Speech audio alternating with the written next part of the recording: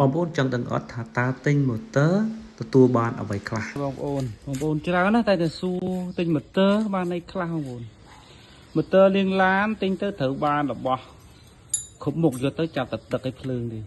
អញ្ចឹងមានម៉ូទ័រវាមកឈុតនឹងហើយវាមានខ្សែបាញ់ប្រភេទ5ខ្សែនេះយើងប្រភេទសម័យតែខ្សែយើងនេះណាខ្សែប្រភេទជាប់មួយខ្សែ100ជាងណាខ្សែនេះខ្សែហ្នឹងហើយគេបើបានចង់បានតែក្បាលទៅទេក៏បានចង់បានកភ្លើងចឹងក៏បានយើងដាក់ឲ្យហើយ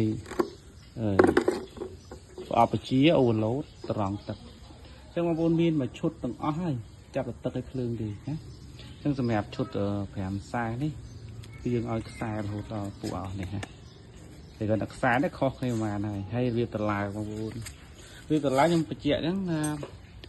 វាតឡើងវាខុសគ្នាតែតឡើងងាយផ្សេងតែតឡើងយកធុនយកមមយូរឆ្នាំហើយស្រួលថ្ងៃកើតគឺតឡើងបែបនេះណាបាត់ពិសោធន៍យើងប្រើគឺប្រើបែបនេះគឺប្រើបានយូរចាស់ទៅក៏ស្រួលជួសស្រួលធ្វើទាំងអស់ហ្នឹងណាហើយបើបងនេះធានា1ឆ្នាំណាធានា1ឆ្នាំបងទិញម៉ូទ័រពីខាងយើងទៅអត់ភ័យអត់ព្រួយទេធានាទាំងគុណភាពវាតឡើងទាំងអស់